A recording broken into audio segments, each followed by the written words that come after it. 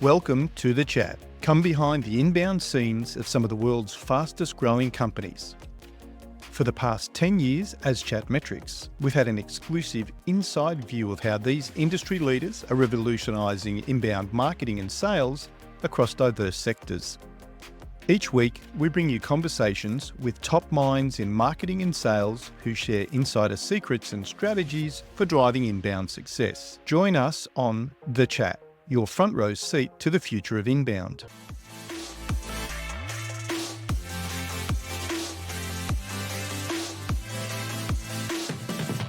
Today on The Chat, we're joined by Chuck Moxley, a powerhouse fractional CMO who's developed marketing strategy for brands like Chick-fil-A, Pepsi, and now Blue Triangle, amongst others.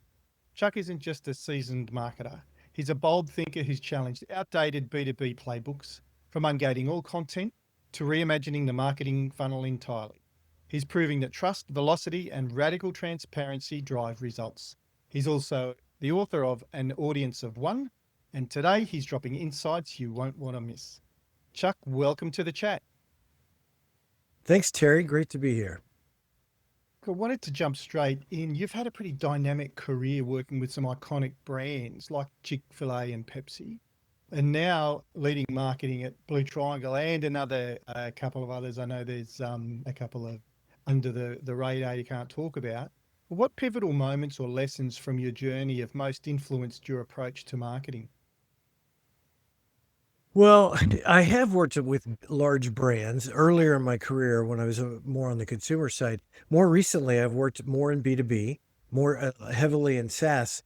And typically, I've worked with companies that were not the behemoths, were not the Salesforce and not the HubSpot and the major brands.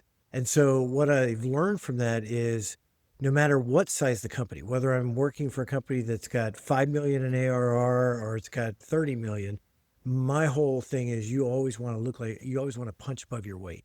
So if you're 20 million, you need to look like you're a $50 million company. If you're a $50 million company, you should be looking like you're a $100 million company. And there's a lot of things that we can do, a lot of tricks to get there. And one of the things that I love too about working with the smaller brands are we can do things that our bigger clients can't, that the bigger companies won't.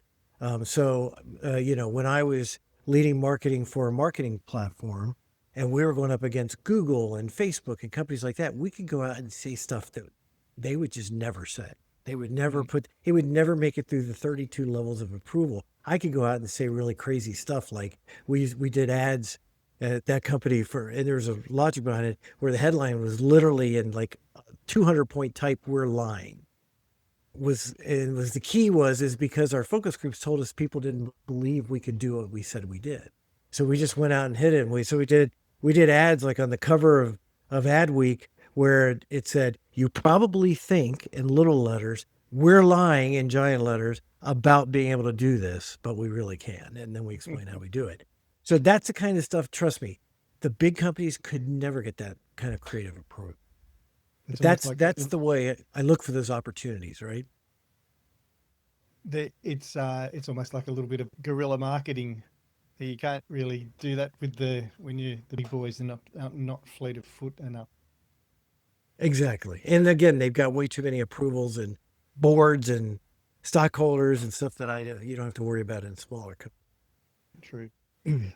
One topic that we've spoken about before that's actually very close to my heart is ungating content. You've made the decision to ungate all of Blue Triangle's content, leading to significant increases in demo requests and pipeline growth. Can you walk us through the rationale behind that strategy and the results that it yielded? Sure. And to be clear, I have gated content for the majority of my career, right? That was a playbook that worked 10 years ago, 5 years ago, and we would gate content and people would happily give us their information. We put them on sequences and follow up and all that stuff. What we observed a couple of years ago was that model was changing, that we went out and it was shortly after I joined Blue Triangle and we launched with the initial ebook and launched a typical gated campaign. And what we started seeing in the first 6 or 8 weeks we ran the campaign was we were getting probably half of the leads were all garbage. It was like none of your business at noneofyourbusiness.com. So we Mhm. could put them on a sequence and the emails would bounce. They'd be no value, right? But more importantly, what we observed were how many bounces. We'd have people come to the website or web page and go, the report looks interesting, but I'm not going to give you my contact information because now I know you're going to come after me and market me.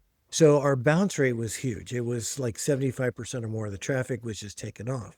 So that's when we said, well, let's try ungating it. And we ungated it. We put it into a platform that allowed it to be like a flip book kind of format where they could see it. And what we immediately saw was our cost per lead went from about $200 to $11 cost per lead because so many more people engaged with the piece. They got there, they got the content and got it. And then what we did later, what we started playing around with was we added on the page, hey, want to get a copy of this? Because especially at that point, we were starting to advertise on like Facebook and Instagram and things that people were getting at night. So, I don't, and again, audience of one, which again happens to be the name of my book. Audience of one, when I get an ebook at 8 o'clock at night, because I'm on my phone on Facebook and I'm not going to sit there and read an ebook at 8 o'clock at night. But if you'll email it to me, I'll check it out the next day at work. So we just added right on the same page the form that said, want to get a copy of this, give us your email address. And we've gotten hundreds of people give us their email addresses. And by the way, they're 100% good because they actually want to receive the report. So now we can put them. So, and what I tell people is the thing you don't want to do is now, just because they said, yeah, send me a copy of the ebook, you try to go for a meeting. What we're going to do in that sequence is follow up with related content. Hey, thanks for downloading this ebook. You might be interested in this other ebook or this new guide or this blog post or some other piece of content. And then we're measuring. So that was another piece about ungating was we had to have a way to measure because we lost all that measurement. And how do you justify we can't have really MQLs? We had to put in place measurement that allowed us to see who was coming to the website and see what companies were engaging that were in our ICP and that were part of our ABM program. So if we ran ads, we drove people in, we could identify that and start to measure that. So that's where we turned the funnel upside down and kind of changed the whole way we report on leads. So it's not a simple fix, but it's revolutionary in what the outcome. And I'd imagine that one of the critical components is making sure that the lead magnet, the piece of content, is of high quality and is of high value to the reader as well. That should always be the case, right? So much of content marketing has always been more marketing than content, right? And so I believe it should be high quality content that is valuable to the audience. If it is, then you're going to get them to go to the next piece. And it's really, and there's all kinds of data that backs this up that in today's world, buyers don't want to engage with sellers until they're about 80% of the way through the buying process, right? And so you have to get them to engage and come back and engage again. And the number of touch points is something like 56 touch points before they're ready to book a demo. So you need high quality content and you need to be able to take them from one piece to another piece and start to bring them down that funnel from, top of the funnel to a little more mid funnel kind of topics. So as they're researching and learning about the product, you've got more information. But yeah, it should all be high quality. And a question I've gotten before is, well, do you ever gate something? And there may be times if you've got a piece of like original research, companies I've worked for before, we've sat on data for millions of consumers, for example. We could go mine that data and turn it into benchmarks. That's really valuable content you can't get anywhere else. And it's high quality. In that case, I might gate it. Same thing where we were talking about this earlier, I've been a Forrester customer. Part of our license gave us Forrester reports. When we're giving away a Forrester report, people will people will give you the information because if they're not a Forrester client, they don't have access to that research and it's high quality research. True. It's interesting you talk about the 80% of the journeys complete before they reach out to the organization. With the experience that we see ourselves is we'll have the same website visitors coming back time and time again as they're going through their stages. And the questions change dramatically as well. In the early stages, there'll be something simple in terms of, do you integrate with this? Do you have that feature available? And then towards the end, it will be how do you manage, customer support inquiries, and what happens if I have this problem or that problem, and what does an implementation look like? You can see their research changing with their questions changing with the level of research and how far they are down the track. And there's so much discussion about, the dark funnel and how does a company actually interact with the buyer during those early stages of the of their research. And I think ungated content is the same approach that we take with chats. If you talk to any of the software providers for live chat, they'll all tell you have a chatbot on the front end and ask for the email address, in case we get disconnected. It has the opposite. It's the same. So you mentioned, what was the drop off rate you mentioned with the gating on that It funnel? was, I'd have to go back Oh, and look at data, but it was substantial. It was north of 90%. 90%. Yeah. And Yeah. Yeah. so we've seen exactly the same. 96% of website visitors actually clicking that they wanted to speak with sales. 96% dropped away when asked for an email address. So it's something that we've seen change over the decade that we've been running now. There was a lot more propensity in the very early days to hand over an email address, but there was always be a higher conversion and higher level of discussion when you didn't ask for it up front. So you, Well, and the whole buying process has changed over time. The data is so available out there, everything from pricing to all of that stuff that we used to be able to control that stuff. And that was why you could get away with that. You can't really do that anymore. And so the more you try to hold back, the less they're likely to really investigate your solution. They'll just go on to a solution that's easier to investigate. If you have no competitors, and nobody has no competitors, right? Then you're at risk of losing that if you're not cooperating with that self discovery that they want to do. so true. No competitors, that would be utopia. Yeah. Okay. Either that or you're in a really lousy market if you have no competitors.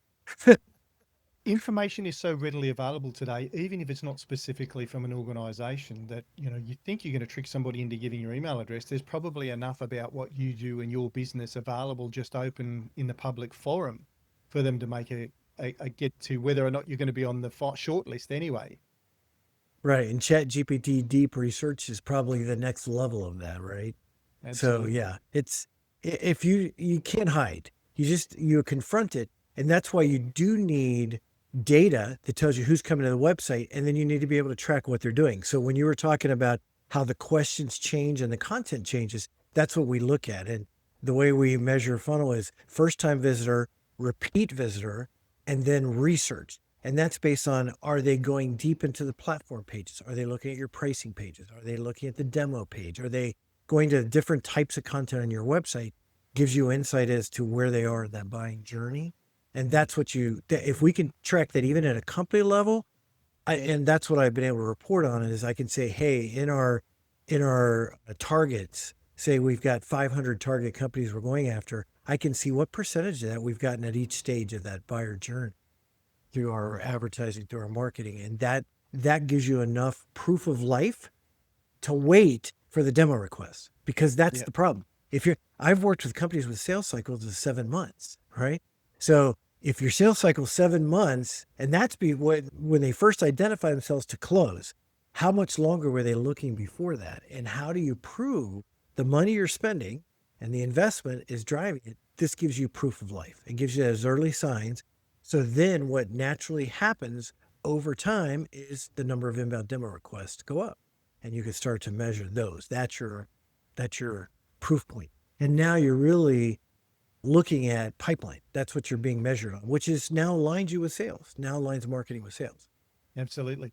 And it's one of the challenges I see for B2B marketers is that time from expenditure to result is so long. It's a very different direct to customer in the B2C world. You're watching checkouts. You do an ad tonight, then you're seeing checkouts happen virtually as the ads being presented as the campaigns are running. The campaigns stop, the impact stops. It's very, very measurable at the moment. For B2B marketers, as you pointed out, run a campaign today, you might not see, a deal close or pipeline at the very least for potentially months afterwards. Very difficult to make those calls on what's working. And that's where experience and having done it before, I think, plays a big part. And also being open to make the changes and be innovative enough, like yourself, with regards to ungating. I mean, if it was just the same old, we'll keep doing things the way we always have and not sure why it's not working, there'd be a different level of outcome for Blue Triangle in particular. It's something that is a huge challenge for B2B marketers. And I would love to put together a playbook that would help new B2B marketers consider, some really radical alternatives to what they're doing to try and get to a point where it increases their conversion rates. And you said earlier about that being able to do things that the big companies can't. We're lying. I love that. I love that because the number of people that I've spoken to that just say live chat doesn't work when, we've $5 billion in pipeline that we've delivered over the last decade. Can't be wrong. There's some places where it works better than others. That's for sure. But in general terms, people don't like it because of a bad experience they've had rather than thinking about what it could do if it was working, if it was done the right way. Look, you've When mentioned I replace. was I was gonna say when I was in the agency world, I used to have clients who I'd say something about like direct mail. Oh, we tried direct mail once and it didn't work. And I always laugh at that line. That's yes, there's so many variables in anything, including direct mail, the offer, the messaging, the delivery, the target list, all those things. And if you try it one time and it doesn't work, that doesn't mean it's not a viable Correct, method. correct. And it's funny you mentioned direct mail. I'm a strong believer.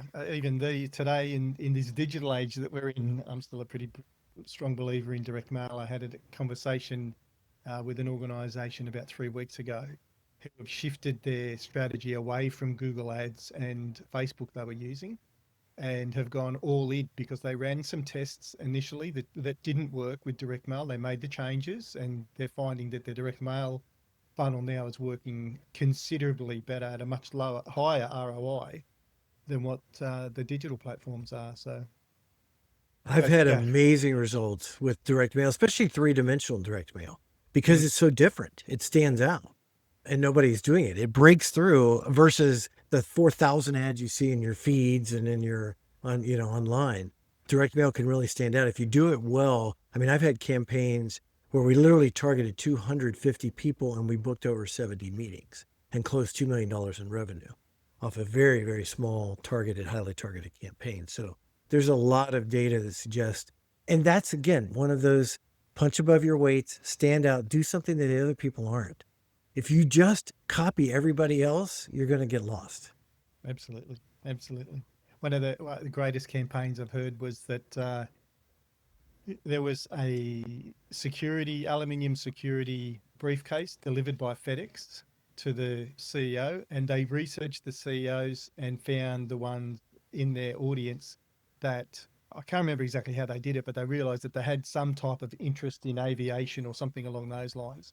And they put in the briefcase a remote control, what do you call it? Airplane Yeah, something or like a that, a drone helicopter, or something a or drone, something. a Yeah. remote control drone. Yeah. And it had a message on the outside of the briefcase that said, call this number to get the combination. And so they had to call to get the combination. And it was just a recorded message that said, here's the combination for your, and then when they opened it and the drone was there was another message that said, call this number if you want the remote. So they sent the drones without the remotes. And then when they called the number, they'd say, I hope you've enjoyed the experience so far. We asked to jump on a quick Zoom call with us, and we'll send the remote out for you. And it had an enormous success rate. And I think it was the extra barrier. It wasn't. They didn't have. It could have easily put the remote in there, but the fact that there had to be two actions taken to get to that next step, it really showed that the people that did respond were very engaged. So it was interesting. Yeah. Brilliant. That sounds like a brilliant campaign. I got targeted once by Google. And we were not doing at the time, we weren't doing pay-per-click advertising, and they really wanted us to do it. And I was not a fan. I had not had good experience with it. So they offered to send me a Chromebook free. And this is 10 years ago, back when Chromebooks were new and and they were, I don't know, 300, still $300, but still $300.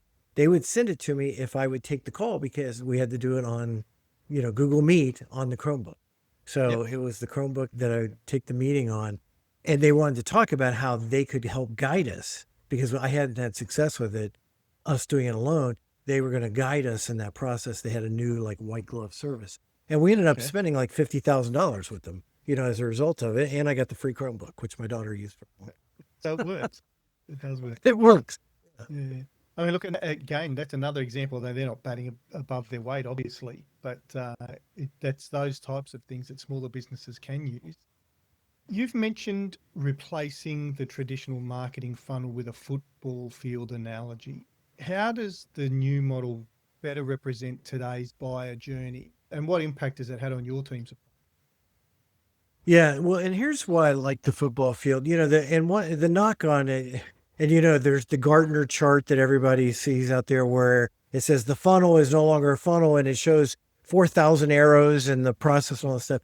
It's the same idea. And what I was looking for was a simple visual that the traditional funnel just doesn't make any sense because people aren't as linear. And I kept trying to come up with an alternative. I am not a sports fan. And if I start talking sports, I usually get in over my head and use the wrong terminology. So I was trying to use anything other than football field and I couldn't find a better example. So I just went with it. But a football field, if you think about the ball as being the prospect, and the goal is to go from one end of the field to the other, get it across the goal line being the sale. And when I paint this, I put across the top from left to right where the football starts. I have no idea who you are to I'm ready to do business with you. And in between that is what problem do you solve? Do I need to solve the problem now? Et cetera, right? Can you solve it better than other options I've got?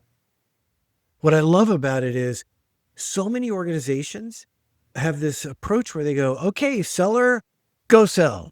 Go out, cold call, go find your own leads, go sell, go close, right? And it's the one person going out there. And so what I picture on the football field is he or she is going up against the team on the other side, which is competitors. It's apathy or do nothing. It's price. It's things going on in the economy and world that you have no control over, right? And it's entrenched solutions. All these other things, you got this one player going up against. And then what I show are the other players are you've got an SDR or BDR you can use. You can use your CS folks. You can use marketing. Marketing can help soften the beachhead and start to drive inbound leads and all that kind of stuff. So the idea is you even the playing field. Now you've got a team going up against a team of competitors, right? You're trying to get it down the field. But the other reason I like the football field analogy is like many sales, you start going down the field and it stops. And then sometimes it doesn't continue. And sometimes it goes backwards, right? You're a contact, you got a contact and the person leaves the company. Now you got to go find a new person at that prospect, try to gin up interest again and keep it moving down the field. So that's how a football game runs, right? You go forward, you go back. You go forward, you go back. Eventually your goal is to get down the field. And that addressed the fact that it's not a true linear funnel. So it just made a visual that when I started showing that, everybody got it. And then I was able to start reporting on that. So that's where I then line up my first touch, when they come to the website the first time or engage with us for the first time, repeat engagement, evaluation, demo request, POC, a proof of concept, if you do proof of concept to close one, line all that up. And then I could report on that. I could just throw in all the metrics. I could talk about the average time between each cycle. Everything just lines up very nicely on a phone. Talking about metrics, with the shift away from traditional lead metrics, how do you now measure marketing effectiveness? What tools or KPIs have become most valuable in this new framework for you? Yeah, well, again, a couple of things. Number one, the old idea of MQLs and SQLs and all that kind of stuff. Here's the truth. CEOs never understood the value in MQL. You could sit there and report MQLs, and I think it was one of the things that misaligned marketing and sales because we would talk in metrics. They're talking in terms of pipeline. They're talking in terms of qualified prospects. They're talking in terms of close one deals. And we're over here talking about MQLs and SQLs and, and leads and all the other stuff that didn't translate. And for a lot of CEOs who are finance people, they couldn't see the connection between them. So what this reporting forced and our whole thinking about this forced us to really focus on pipeline. And that's a shared value, right? Pipeline is what sales cares about. And so one of the things I hear a lot when I go to work with clients, we need top of funnel leads. And I always say, not really. You need qualified prospects who know about you and are interested in you and engage with your salespeople. And that's going to lead to pipeline, and pipeline is going to lead to close one revenue. That's what you really need, right? That was the topic. That was the topic of my email to my subscribers last night. Actually, you don't need more. More leads is usually never the answer. Exactly.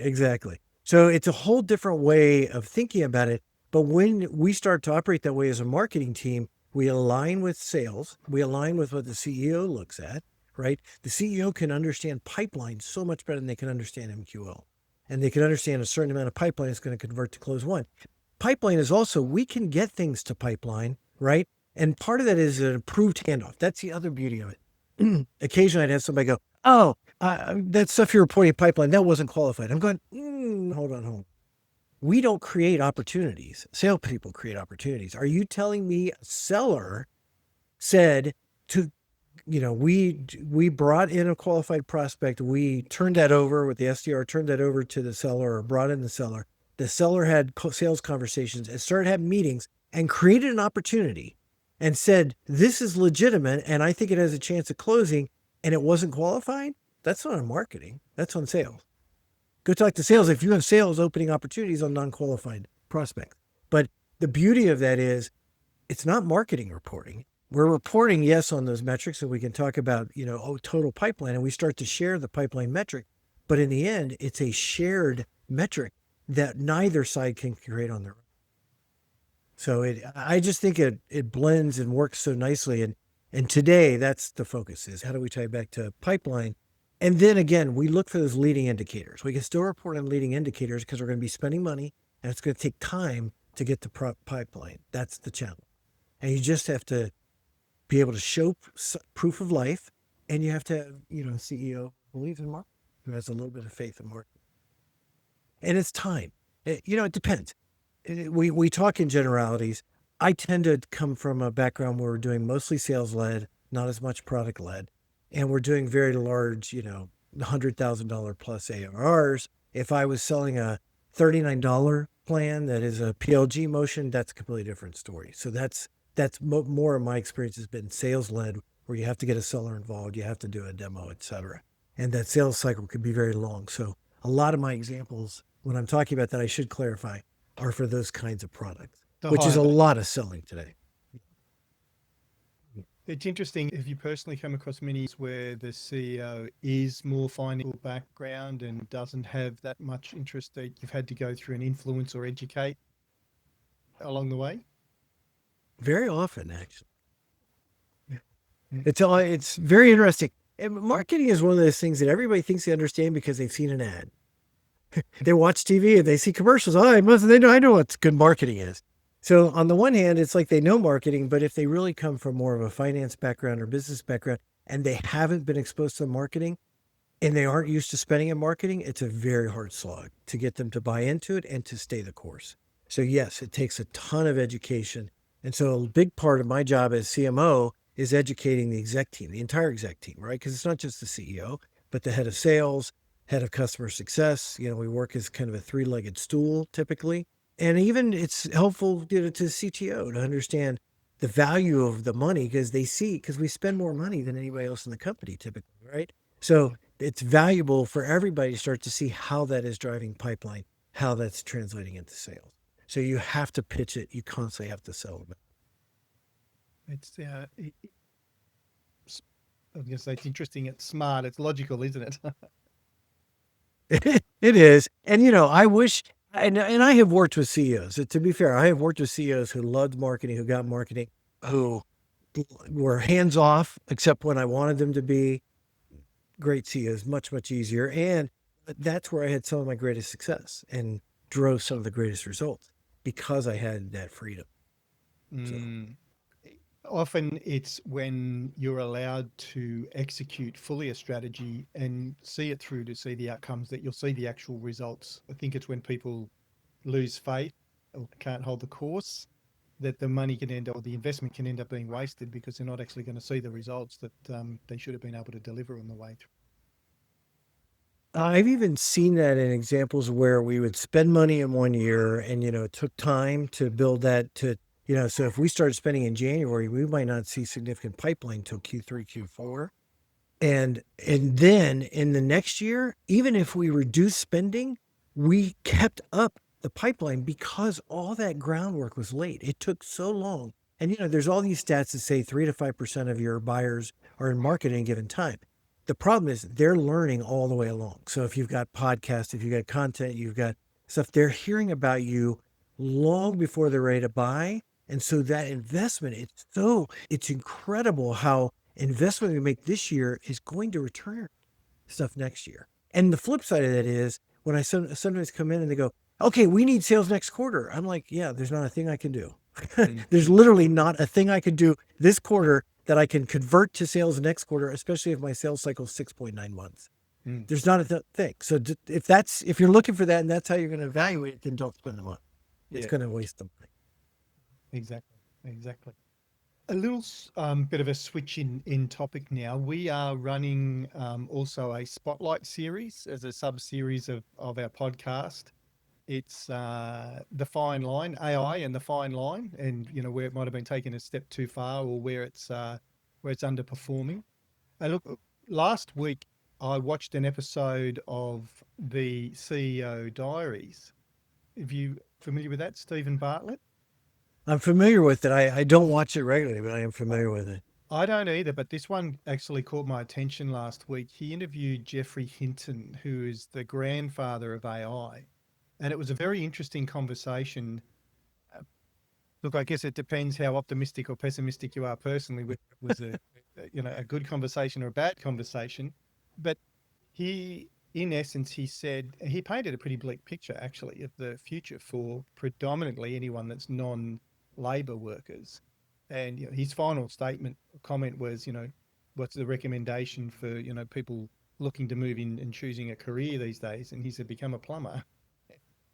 And and the interesting part, they kept the tape rolling. He said that right at the end, and they kept the tape rolling. And as he's packing up his papers, he said, people think that I'm joking when I say that, but I'm not. And plumbers get paid okay. It's like those manual tasks, those trades and services will be the last thing that AI gets its hands into. But I mentioned that it's worth a look if you're interested in it, to see the perspective of someone who from the 50s believed in these neural networks and how generative AI could actually be developed to the extent now where he left Google so that he could speak openly about the dangers of AI and where it's going.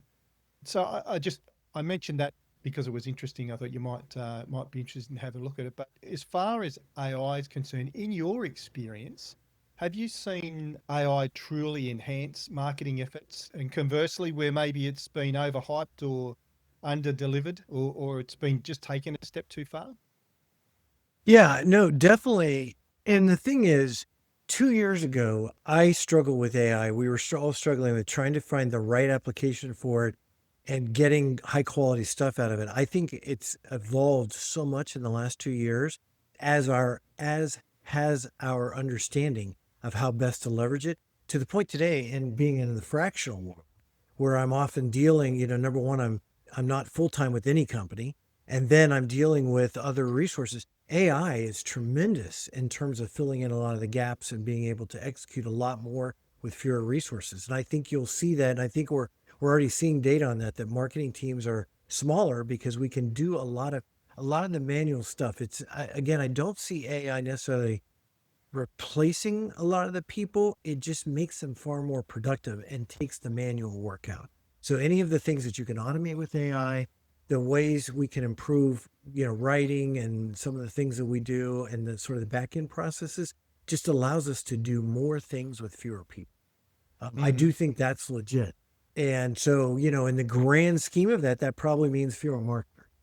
And certainly you see if you followed, I didn't go to Cannes last week, but the big award show, and that was the talk, was AI and agencies and replacing a lot of the agency function. If you think about media buying, so much of media buying was spreadsheets and calculating and all that stuff that AI can do. So I think you're going to see areas of marketing that are highly impacted, but again, I'm not worried about being displaced myself. I don't think you'll ever have a CMO, AI equivalent of a CMO, because there's a lot that comes with learning and doing in a way that and strategy that I don't know, maybe in 20 years I'll be proven wrong. Hopefully by then I'm retired and I won't have to deal with it, but maybe. I've seen a lot of marketing tools come along that supposedly would do marketing strategy, and I kind of go, interesting, but yeah. Interesting, that's right. So have you seen anywhere then where it's been maybe overhyped or it's under-delivered? I think the way it's been abused in prospecting, cold prospecting and things like that has actually ruined prospecting for a lot of companies. And and made all that harder. I think it just got completely abused and misused in a way that did more harm than good in that case. And I'm sure somebody will figure out the right way to employ that, but so much of it is and again, I think part of it is early use. People get it and they go, oh, this is going to solve all my problems, and they go use it, and they make a lot of mistakes with it and all that stuff. We made 2 years ago, we were making all kinds of mistakes, and we were creating content that I'm like, it'll create this post, but nobody will read it. It's the most boring post ever, and stuff. It's gotten a lot better. But part of that is us learning when to use it, when not to use it, when to use it as an adjunct to what we do. That's a nuanced piece that it's taken time. Absolutely, absolutely. It's interesting. You talk about the cold outbound. I agree with you 100%. I think it has actually made the SDR's job 100 times harder than it ever was before, and that's probably one of the hardest jobs in any organization, is that grunt, hard, cold outbound effort, trying to find prospects to talk to, reaching out.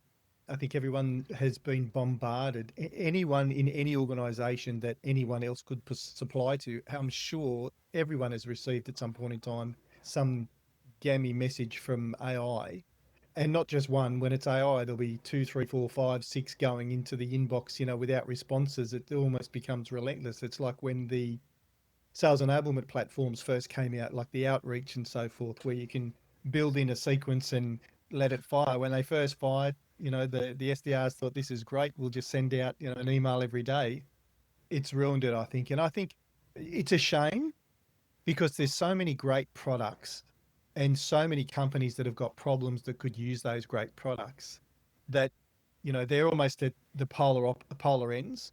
And you've got this great big quagmire in the middle of just spam outreach, with everybody trying to flog anything off to anybody, whether it's any benefit to them or not. So this morning, I had a spare slot in my calendar, and there was a guy that's been pestering me. He sent me 6 emails. They're making promises about being able to book 60 sales calls in 90 days guaranteed, or, you don't pay anything.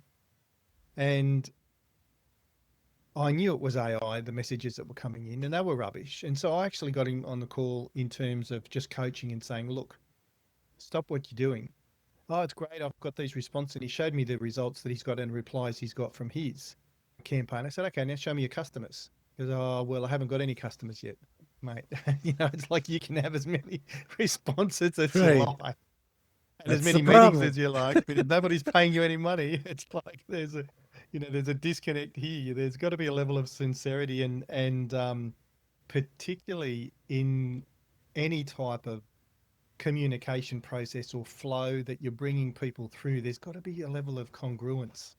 And I think that when you've got AI spitting stuff out, even if people are interested in that, when they actually talk to the person behind it and realize that there's a gap between what's being said here and what's being said here, that, we won't even necessarily pick up on it consciously. It'll just be our gut saying, no, this isn't right.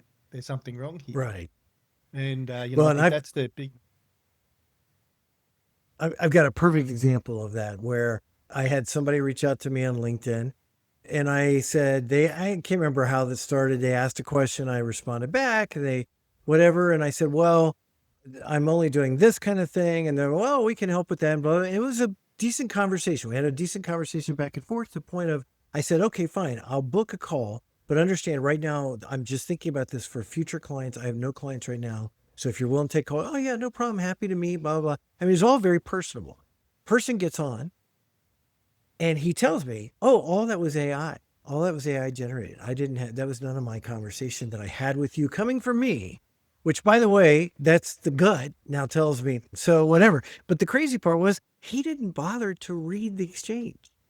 So he didn't know why we were getting on. He didn't know all the background that I'd given him in this conversation back and forth. And I felt like he wasted my time. I'm like, that's just dumb to not to that's lazy, right? If all you're going to do is just pop on and go, now I'm just going to handle this as though I knew nothing about it, all that discovery that was done in that whole process is completely lost. And I'm annoyed. It's the same thing of back in the day when you have an SDR, you'd build a relationship with the SDR, you'd have all this conversation, especially if it's a tool you weren't ready to do. Finally, they bring in a salesperson. Salesperson comes in and doesn't know anything that went on for the last 6 months with that SDR. It's a complete disconnect, and you start the whole process over again. It's just like, why are you wasting my time? We've had a couple of clients that they were getting leads, but they were struggling to convert the leads, to close the leads. And when we've started, one of the things that we always do is to make sure that we've got an integration. Excuse me. Make sure that we've got an integration, or at the very least email notifications with the full transcript of the chat that we had on the website. Goes through to the Right. CRM, so that before that rep can make jumps on for that meeting that we've booked, they can go through and continue the conversation as though it was them that were chatting. We had a couple of clients early on that were struggling to convert. And when I dug in and actually, because I like, we deliver value, we deliver the qualified leads, I want to make sure they don't just go to waste. But we're not handing them over unless there's a real need and a good fit. So when you're only closing, these closing at sort of 15, 16%, that's a big concern for me. So we got in, had a look at what they were doing, and that was the problem. The reps were busy and they were just jumping straight from call to call with looking at the transcript beforehand. And what their offer was different. And instead of just doing a cookie cutter demo for everybody, if they'd have read the transcript, they could have done a more customized demo. And long story short, their close rate got up to over 50%. And so even just with that short change like that, and the classic example for me, very similar to the one you had, I had a call last week. There was a conversation on LinkedIn, and I'd been in the same boat. Look, this isn't something I'm interested in the topic. We're not a potential customer, but I'm happy to jump on a call if you want to have a chat about it. And then the second comment out of his mouth was, well, he asked me a question that was along a sales. And I said, well, no, I've already explained I'm not interested. And then the next word out of his mouth was, well, why did you book the call? Why are we wasting time? I'm like, let me just write this company's name down on my never to Yeah, do it again exactly. list. I don't know what salesperson thinks by being rude you're going to get them to convert.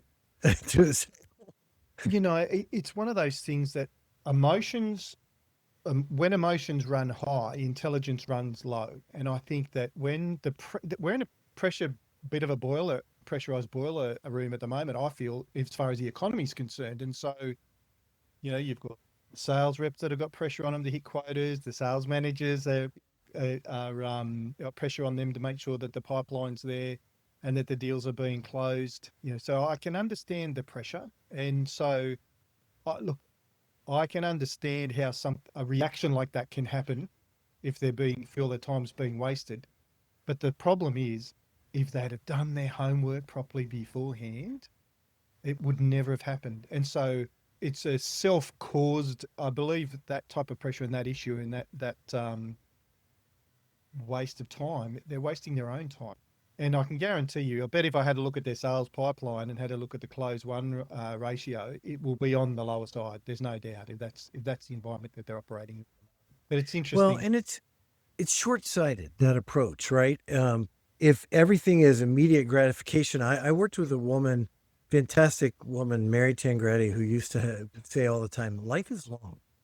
And that's the approach I've taken to building my own fractional practice. I have so many conversations with other fractionals and other people whom I'm always going, how can I help this person? Maybe I can help this person in some way or whatever. I have no idea if it's going to pay off. But for every 10 calls I have, it might lead to an introduction to a potential client or somebody else. So I take a very long view of that and go, I don't know where I'm going to be 5 years from now, but having these conversations now may get me there. I don't need to have, it doesn't need to produce something immediately now if I can help somebody else, because Yeah. I think it'll come back down the road and help me in some way. I Who love knows? that, Chuck. I think that's why you and I sort of hit it off right from the beginning. It was pretty aligned I think in that value for sure, for sure. I would like to ask you a question about ethics and AI. With with AI becoming more integrated into marketing strategies, just like we've been talking about now, how do you approach ethical considerations, especially concerning things like data privacy and personalization? Yeah, it's become an issue because one of the clients that I work with, they work with all enterprise brands. And so a lot of their contracts are now getting written that nothing from their data can be used to train AI. And so we've looked at AI tools like CRMs or call recording solutions or things that would help us from, say, a marketing standpoint or selling standpoint. And we realized we would have to wall off so many clients' data because some of their data could be discussed on a phone conversation that now gets interpreted and updated in the CRM. And technically we're in violation of the contract. So I think it's gotten really hard, and you have to take again, life is a long approach. And sometimes that means you have to walk away from some opportunities if there's too much risk involved in the use of the AI. And that you have to really honor the wishes of the people who own that data, and respect that. So it's always a fine line. And there's been so many learning. We had a guy who was new at the company, and he took client data and threw it into chat GPT to get it to summarize so he could write a report for it. Well, we found that out. He got fired. Mm, It's like mm. you cannot take client data and stick it in a public, so there's companies out there now that are specializing in walling off AI and preventing employees from going out because, what's to keep if you don't have the controls on it, what's to keep an employee going from how much does my boss make? Well, if somehow your AI is tapped into the HR system and you don't have the proper guardrails, they could find that kind of thing out. Yeah, exactly. So, Exactly. yeah, there's so many, it's a whole new world of possibilities of it being misused that really have to be And it's a whole considered. new industry. I think it's bringing up a whole new industry, a whole new, world of problems that need to be solved. And, that's a where there's problems that need to be solved, there's generally an opportunity for businesses Good to point. generate revenue. Yeah. Um, do you we're still talking about AI, but we've been talking about the way that AI is being used in the messaging. So for LinkedIn, we've both had those experiences. How do you ensure that the use of AI doesn't compromise the human elements that are crucial in building trust and authenticity with your audience? Yeah, I mean, I think that's where judgment comes in. Maybe that's the word I'm looking for. And that's what comes with experience. And I'll give a more personal example of this, but you could see how this would apply in various company things. y- you could use an AI tool to write all your social posts, all your LinkedIn posts. Well, what I found is when you do that, they don't perform very well. And I've only done it on a couple occasions. And what I found works much better and it was, plus, when I do a social post, it's usually something I'm sharing from my experience, right? So just getting ChatGPT to write it is not going to give it that kind of personal. So the way I've started doing it is I write my post. I just write it, but I don't sit there and get as careful about the words like I used to. Then I have an AI tool rewrite it, which is trained on my voice to just clean it up and put the right things in the right order that are going to help make it a better post and make it Yep. more interesting and work with the algorithms on LinkedIn. And then I go one more step where I go back and reread it because sometimes it misses a nuance of something that I really wanted to say. I'll go back and edit the final AI version of it and change a sentence, add in a word, sometimes add an entire sentence. And I find it actually performs much better because it's got my final touch on it. So it helps me with the algorithms. It helps me achieve all the goals I'm trying to do it, but I still put a lot of energy into it, and it's still my thinking being exposed. And I think if we take that, extrapolate that out to companies and to businesses, same thing. Again, entire marketing strategies, entire content for your website. You can't just turn all that over to AI because you'll look like everything else, and it's going to be trained on public data and all that kind of stuff, right? That's the expertise that you need to bring to it, and that unique voice and unique way of thinking about it, and fine tuning. And then there may be pieces that you don't use it. Yep. So Yep. that's I judgment is the only way I can think of it to say it. I think that's a good way to describe it. It's you've just outlined virtually exactly the same process that I use as well. It's the write the article to self to start with, push it through AI to help remodel it, shape it around, and then a final edit again. I do exactly the same thing. It helps because I found in the past it used to take me a long time to do that work myself. I would write an article and or even just a post, and generally my posts are longer. And if I'm doing something today, it would be a week. You'd leave it a couple of days, go back and read it again, go back and do some edit, leave it another couple of days and go back again. And I think in my mind is if it's taken me less than a week, I haven't spent enough time on it. What that's done now is compressed that down a lot in terms of the editing process. That's for sure. It has, but I will tell you, I will not schedule things in advance on LinkedIn. Every time I do, I sleep on it and I go, oh, I could have said that better. Oh, forgot to mention that, and then I have to go unsend it and the whole bit. So I just now sleep on it. If I write it today and I'm going to post it tomorrow, I sleep on it. I revisit it in the morning, make my final edits, and then post because Yeah, yeah. maybe I'm too much of a perfectionist, but No, I'm the same. So I won't schedule either. But that's I won't leave it yeah, scheduled. And I think yeah, that's why I probably sit and go back to it a couple of times. Look, the yeah. good thing about LinkedIn is even if you do a post, and I found that there's been a couple of times where I've done a post and thought, oh yeah, I'm not really. There was something that I'd forgotten or that I wanted to add in there. And just do another one in a couple of weeks. It's like it's not like it's a book that we're publishing, and every post has got a page number. It's like I used to get hung up on that sort of stuff, and I'm trying to do a lot more posts now myself on LinkedIn. So a bit behind this week actually, but I've sort of been getting a two or three, aim for two or three. I was trying to do it every day for one at one stage there, but I think it's just almost a little bit too much. Yeah, and I think the data suggests if you're doing it 2 to 3 times a week versus 5 times a week, there isn't a lot of difference in performance. There is in time and trying to produce interesting content 5 days a week, Absolutely. and work a job and do have That was the killer. It was yeah. virtually every post for LinkedIn each day was just more hours on the end of my day as opposed to putting anything else in, and I wasn't getting the results. It's funny, and it's interesting also the types of posts you get in terms of or the types of posts that get traction. I did a post last week, I think it was, about taking the Mickey out of if you've seen these lead magnet bros that I've been booking 4,000 leads a day, and here's our framework. Comment rocket below, and I'll send it over for you. And so I Right. did a bit of a tongue in cheek post on that last week, and for me it went crazy. It got over 5,000 views on it, which I'm usually sitting between that 500 to 1,000 mark or thereabouts. So yeah, it went crazy, but it was funny. Even with that, there was a few people that commented that they wanted and like the image. If you have a look on there, it's a doodle calendar GIF that just has got millions of things going everywhere. And so I'm like, okay, I sent them It a was a nice joke. message saying, look, sorry, I'd love to send it to you, but the AI has stopped me from, PDF locked by AI or something along those lines of a little bit more humor. Yeah, a couple of people weren't too.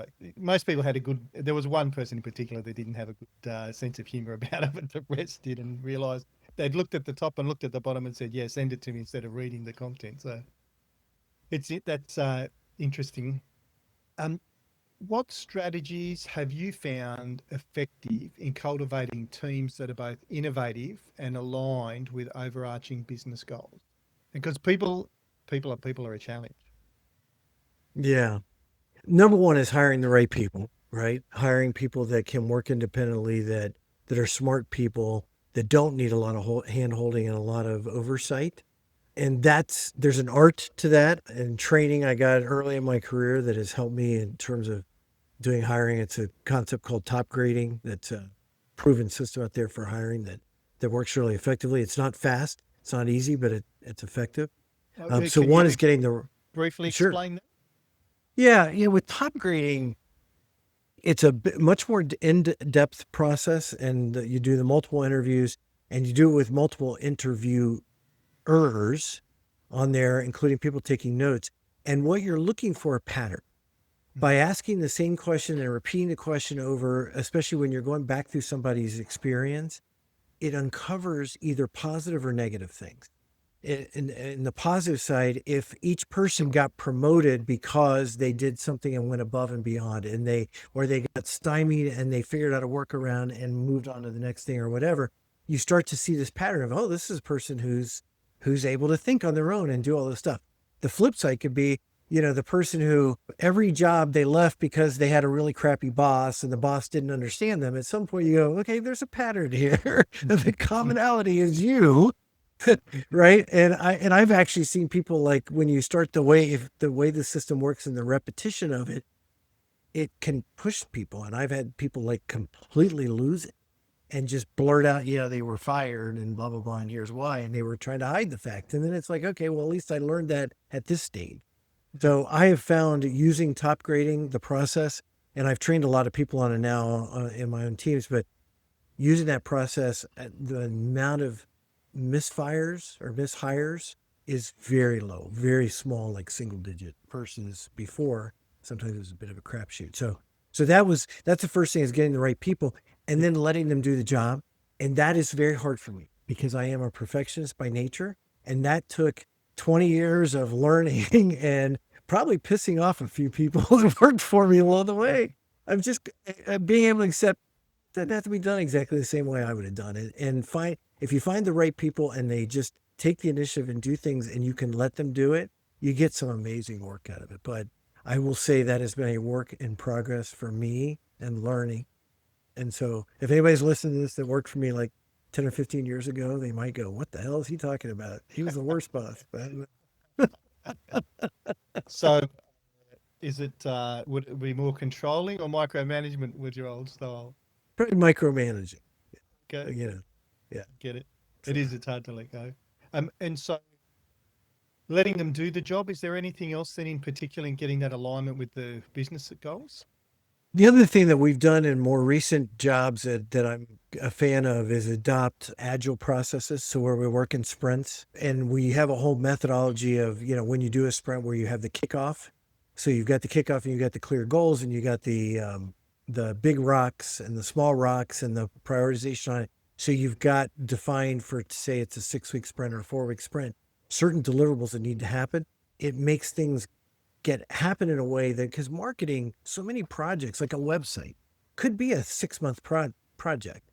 And when it's so long, or a 3-month project or whatever, when it's so long like that, you can sometimes get mired in details and miss deadline. When you start to break it and chunk it into pieces that can fit into 4-week or 6-week sprints, you get more pieces done. And so I found it's really helped in making people more productive. And then we have a whole meeting schedule of, you have your initial kickoff, you have your check-ins once a week on the progress on that. You have your project management tools. You have at the end, you have where you present all the work. You take a moment to celebrate and the accomplishments, and also look back on the sprint. How did we do on, this is what we set out to accomplish in the 4 weeks. Did we achieve that, et cetera? I've employed that now. Gosh, we started doing that. Somebody on my team actually taught me that probably about 5 years ago. We started doing it, and I've used it ever since, and it's worked really, really well. And those constant feedback loops and check-ins are really what helps keep people aligned to the end goal, even though it's a staged goal, but a stage post, but keeps them aligned to the end goal. Yeah, those weekly check-ins are really. So when you're implementing a significant change like ungating content or adopting new technologies, it can always be challenging. How do you lead your team through such transitions to ensure buy-in and a successful adoption? Because it's that adoption or not thereof that can actually determine the real success or return on investment for a change. Yeah, I have found what works best versus what doesn't work well is involving them in the process and getting their buy-in. So getting them, so when we went that ungating, I had a head of demand gen. And so we started looking at the data, and quickly when we were in, we were seeing the garbage come in. We were not seeing exactly the results we were hoping for at the volume we were hoping. Now we sit down and start, well, why do you think that is? Well, what can we do? And start brainstorming with them. So he became part of solving it. And then I said, well, let's test it. So we created the ungated asset, and we started driving a certain amount of traffic to it while we were still doing the gated, which gave us time to evaluate before we went and turned the gates off everything. And we did it with a single piece, and then we started going and doing other pieces. But by then, he was bought in, and he saw the value of it. I think if I just went to him and said, we're going to ungate content, and here's why, he probably would have resisted, because that's not what he'd done in his career up to that point, and it didn't make sense. And so him being part of the process had the buy-in, and he's now reporting back the data, and we're meeting with the CEO, and we're both presenting the data, and he's a part of that whole process. That's how you get the buy-in. And where I have seen things not work well is sometimes I'll get it spun up on something. I think this is the best solution. I'll take a sales demo. Oh, this is awesome. Let's go implement it. And I go give it to somebody, go, let's go implement it, without getting that buy-in. And what I find is it never quite gets implemented, or it gets implemented halfway or whatever, because they weren't bought in on it. They're like, I've got 40 things to do, and now you give me number 41. It's going to Mm. get that kind of level. So that's something that's been a learning process on my part of getting buy-in and getting them to be a part of the solution and understanding the problem and uncovering the problem and doing it. And if you can't get that buy-in, I mean, there's been things that I just had to go, well, then this isn't the right time. If I Mm. can't get the buy-in, and because I can't implement it on my own, I need the team to buy in. And if they're not buying into it, then we keep reevaluating. Yep. So, Yep. I mean, look, that is the level of self-awareness itself in being able to take that step back, and that maybe now's not the right time. Maybe the team, group two heads are always better than one, they say. So maybe there's a specific reason why it's not the right time. And ownership. So in my mind, I'm hearing you talk about ownership. It's giving them ownership of finding the problem to the solution that you're looking to drive a change for. yeah, because I don't propose to know all the answers, right? They may see something I don't see. They'll have insights I don't have. They're going to dig into the data at a level I probably not and uncover things. So the more they discover and figure out, the better for both of us, right? Mhm. So yeah, I never think I have all the answers. And by the way, I completely steal everybody's ideas because there's no new ideas, right? So if I see somebody doing something really clever out there, I'm going to go, how can we do that? What do we benefit from that? Guilty as charged. There's no sense in trying to reinvent the wheel, I always say. Right. There's great ideas out there. Why not take them? Yeah. Look, talking about great ideas and technology changes, it's everything's just moving so fast at the moment. Sometimes I feel like we are almost already in the future when you see what's going on. But with the technological changes or advancements that's happening at the moment, particular changing buyer behaviors, what trends do you foresee shaping the future of B2B marketing? Yeah, there's some interesting companies out there that are developing new ways to learn about, because you touched on this, that the problem is there's lots of great solutions out there that if they can't figure out how to get in front of the right people, those companies never hear about it, and they may not make it because they haven't sold enough, to stay in business. And I'm seeing some really interesting marketplaces and solutions and communities out Mm. there as ways of sharing. So I think we're very early stage, and we don't even know yet exactly how AI is going to impact that and AI bots.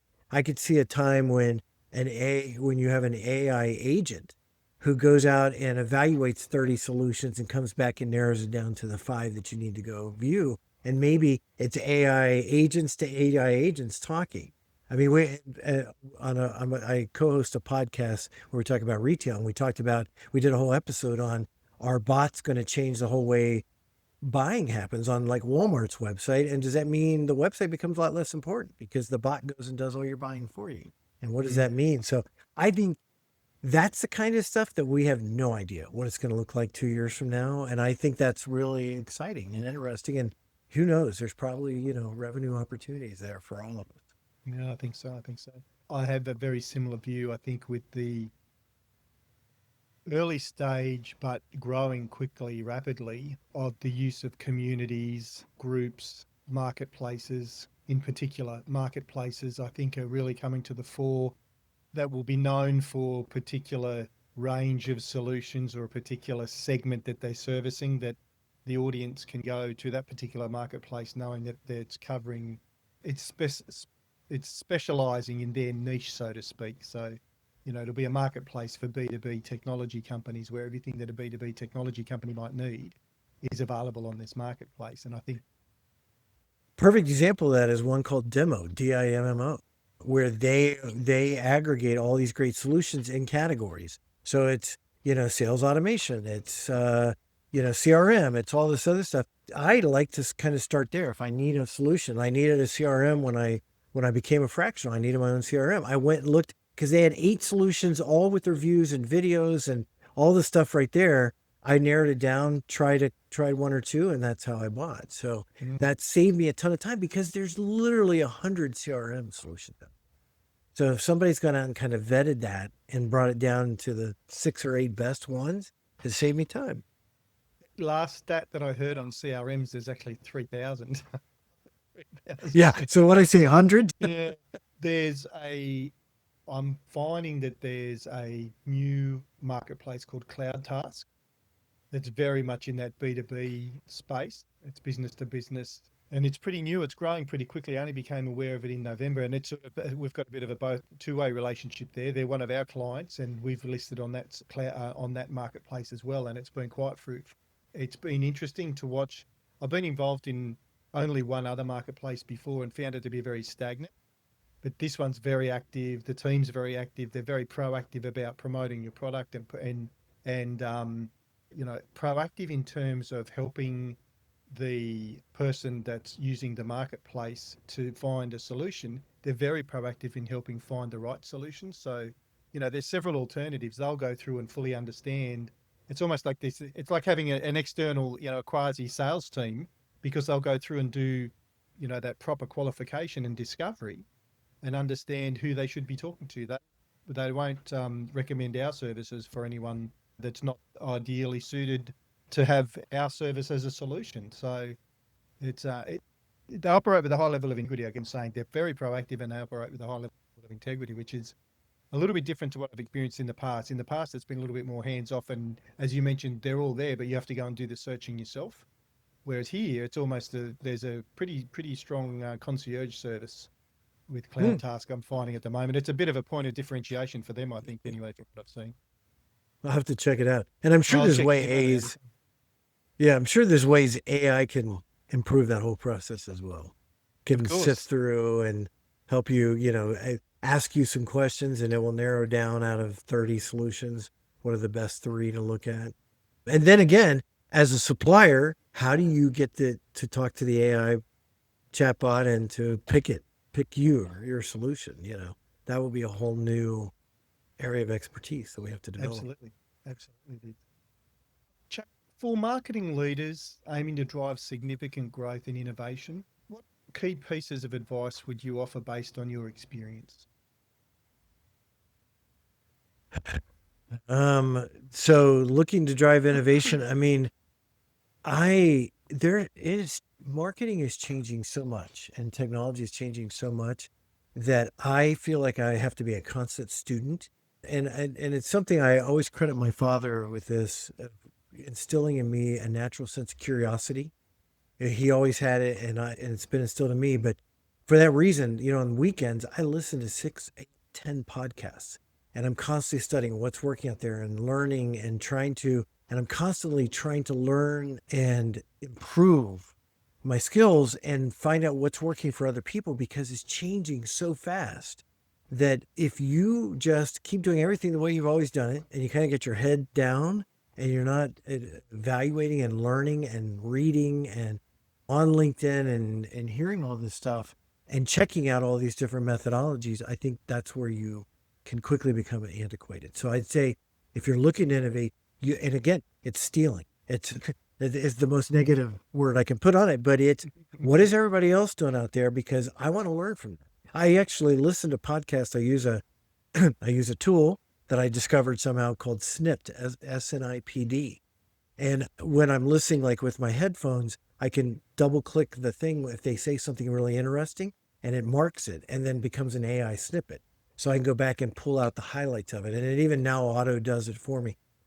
So I listen to podcasts with that because I can go back and now I can go find a little snippet and go share it with my team or go share it with somebody else. Hey, let's try this. There's one I listen to. I love this podcast where they're constantly sharing what's working in email marketing and different things and new headline ideas and stuff. I go, oh, that's really cool. And I'll go send that. I listen to it on Saturday. I go send it to my guy who's doing the newsletter. I go, hey, let's try this in our headlines. That it's that natural curiosity and that never stopping, never assuming it's what you did last week is going to work next week. I think that's the key to staying innovative. I agree. Learning and being curious. Let's repurposing. Come on, it's not stealing, it's repurposing. Boy, Just to that be fair. sounds so To much be better, fair. Terry. It's in particular for someone like yourself that's come from a different environment and marketing, so strong in B2B now. But I think having been exposed to that, direct to consumer and retail FMCG type environment in the earlier stages of your career gives you a broader perspective to draw from, and when I say repurposing, often there'll be something that, even for us, we look at what's happening with the e-commerce stores and live chat. Because if I compare what e-commerce do to B2B, e-commerce are miles ahead. They get it right. The chatbot says they're going to put you through to somebody, they put you through to somebody. If they say no one's available, no one's available. Very rarely do they ask for an email address up front. They'll either know it already because they've got that technology in place. It's just a very, very different experience for the good operators, for sure. It's a different beast in B2B. Again, just don't see the results for such a long time. Yeah. Chuck, is there But anything that I yeah, you haven't asked? definitely learn. But definitely learn from the consumer side of things. And spending 10 years on consumer side, and I think that was invaluable. I think that there's definite value. And look, personally, I think everyone I've spoken to, every marketer I've spoken to in B2B that has some experience in the consumer side has a level of innovation and success in their career, in their B2B careers, that is a bit head and shoulders above those that don't, from what I've seen so far. And that's not to downplay anyone who's strictly B2B. Their areas of expertise, and I've seen some amazing marketers there. But I just think that broader level of experience is highly valuable. Yeah, I agree 100%. Chuck, is there anything that I should have asked you that I haven't asked you yet? Gosh, I don't know. Well, you've asked me a lot. Yeah, we had. Yeah. It's been a good conversation. I've enjoyed it. Yeah, it's been a lot of fun. No, I don't. Nothing that I'm sure I'll think of something later when we hang out. That's all right. You can always send me through a link or something, and we can add it in later. So obviously, we'll put all of your details below in terms of how to get in touch with you. Can you tell me a little bit, just as a final piece? Can you tell me a little bit about the book? And must say, I'm almost embarrassed to say that I haven't read your book, but I'll have that fixed by the end of next week for sure. But tell us I about your. appreciate that. Yeah, so it's called An Audience of One, and it's the book was written a few years ago based on a lot of my experience with consumer marketing. Even when I was on the B2B side, I was working with a lot of with Ford and GM and a lot of packaged goods companies and Procter and Gamble and finance companies, and so I was doing a lot of that. And we were very early in a digital identity and understanding how you could tie people to devices and to data and use that for targeting and stuff. So that's how the book came about. It's called An Audience of One. It's how brands have gone from mass marketing to one-to-one marketing, and why that's now possible because of technology in a way that wasn't possible. And in fact, there's a book in, I'll get the year wrong now, and back in the 80s, that was written by Don Peppers and Martha Rogers. It was called The One-to-One Future. I don't know if it's a very old book, so you may or may not remember. But I remember when that book came out, and it might have been the 90s. I think that it might be the 80s. Anyway, I should know that. Anyway, that book foretold where we would be today. It was the future because it wasn't possible. So when we wrote our book, we started out and talked about that book, and we actually got them to write the foreword to Don Peppers and Martha Rogers, which is really kind of full circle entry. But that's what the book about. Well, there's one chapter on B2B where we talk about how you apply the same principles of one-to-one marketing, but it's heavy consumer marketing and published by McGraw-Hill, and it's actually used at a lot of colleges to teach MBA students and marketing students, because there was no book out there, no textbook that explained those digital principles and how you're able to track individuals and how you adapt to their preferences and personalization and all the things that we espouse. And it's all still so relevant today, even though you've got technological changes and AI coming through. That one-to-one is still totally relevant. Absolutely, everything that we talked about in the book, and we talked. What's interesting is where we did talk, we laid out in detail how to do it. We had to talk in generalities, because even as we were going to print, things were happening with Apple and Google and changes in the way of digital identity. So we intentionally built it so it wasn't built around any one technology or one thing that would make it outdated. So the principles still apply today.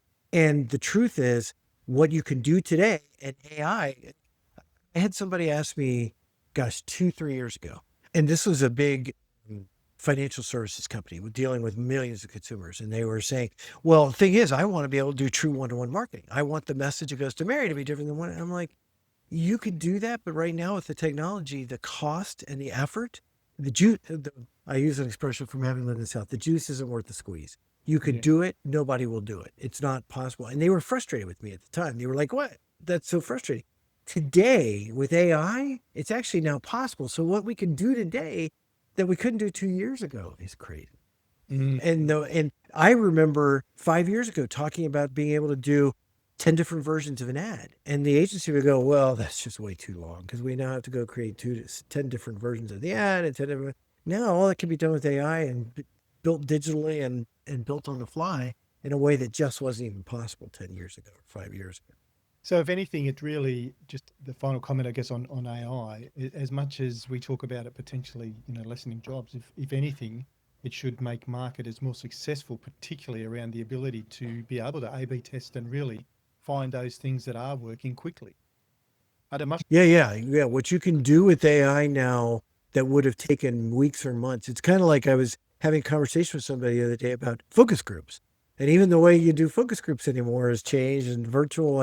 And I'm working with a tool right now as an advisor that where they can actually pull together a panel of 10 consumers based on the criteria using AI, and you can ask it questions. And it's remarkably interesting and remarkably insightful. And that's using AI in a way that I could go build a panel and give you answers tomorrow with, Mm, which is pretty interesting. fascinating, fascinating. Chuck, is there any books or podcasts that you'd recommend that you're reading lately, or that any marketing leaders should read or watch or listen to keep themselves learning? I listen to so many podcasts. I'm trying to think of books that I've read lately. It's funny building now my fractional practice. Like I read a book called The Big Leap. Highly recommend. It's just about our own self-limiting beliefs and things. So it's not a marketing book. I'm reading right now The Go Giver in the same kind of vein about that. So I at this stage of life, I'm finding myself on a book reading being more philosophical, if you will. Mm-hmm. On a podcast, I'm very, very practical. So like the one that I listen to every week is called Do This, Not That. And it's all about marketing tips. And what's great about it is he actually does like 3 or 4 different episodes a week that take on different. One is where he answers questions, etc. And he's very entertaining. The guy's named Jay Schwettles. Probably saying Jay Schwettelsome, I think. Schwettelman. I'm probably butchering his name. But anyway, Do This, Not That is the name of the podcast. But they're short and really practical. And he runs a marketing agency where they're working and doing like millions of emails. So he gives really practical tips. But I find it highly entertaining. I just find it very interesting. So that's one I listen to regularly. I'm trying to, I listen to so many. I should put a list out or something of just great podcasts that I really enjoy. Well, that'd be great if you start to put that together. Let us know, and we'll put a link to it on the bottom of the podcast here when we launch it. It'll be a little bit of a gap between the production. Chuck, I've got to say thank you very much for your time today. I know it's been a little bit longer than usual. I've thoroughly enjoyed the conversation, and I'm 100% sure that our audience will get some nice pieces out of it as well. Thanks for joining us today on the chat. It's a lot of fun, Terry. Thank you for having me.